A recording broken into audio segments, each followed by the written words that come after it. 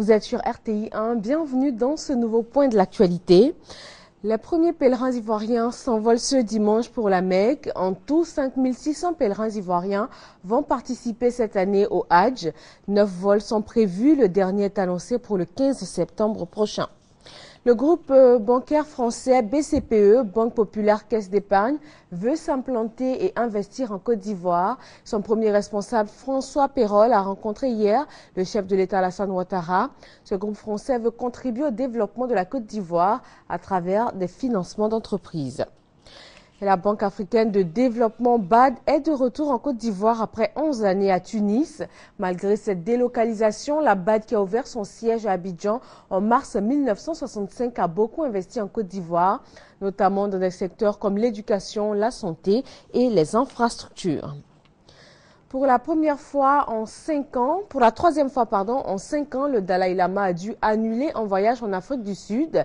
Le chef spirituel tibétain devait participer au 14e sommet du prix Nobel pour la paix le mois prochain au Cap. Mais les autorités sud-africaines auraient refusé de lui délivrer un visa pour ne pas froisser Pékin, un important partenaire commercial. La Chine a même déjà salué la décision de l'Afrique du Sud. Les Chebabs somaliens ont confirmé samedi le décès de leur leader Ahmed Abdi Godane. Ils ont désigné un nouveau chef, mais ils ont prévenu qu'ils vengeraient la mort de Godane, tué dans une frappe américaine.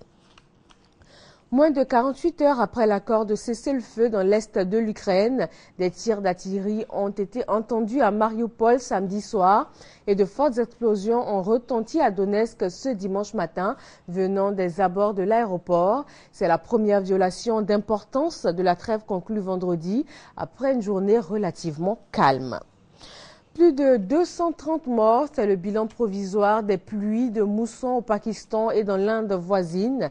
Des milliers de maisons ont été endommagées. Les recherches continuent pour secourir les habitants encore piégés par les eaux. Depuis 3 jours, la pluie s'abat sans relâche. Elle n'avait pas été aussi forte depuis 50 ans. Et en sport football, la Côte d'Ivoire s'est imposée hier face à la Sierra Leone. Score de la rencontre, 2-1. Reportage.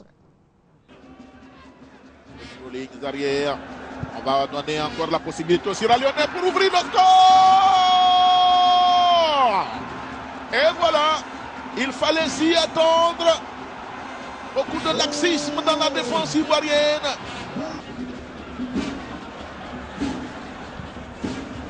Tentative de barrière.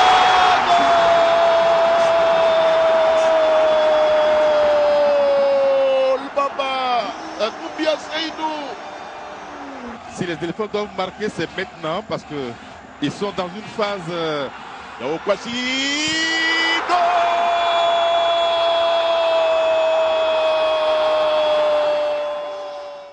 Et voilà, vous venez de revoir en image les 3 buts marqués hier lors de la rencontre Côte d'Ivoire-Sierra Leone. Je rappelle, le score était de 2-1 pour la Côte d'Ivoire. Et c'est sur ces images que ce Flash Info prend fin. Le journal, c'est à 13h sur RTI 1.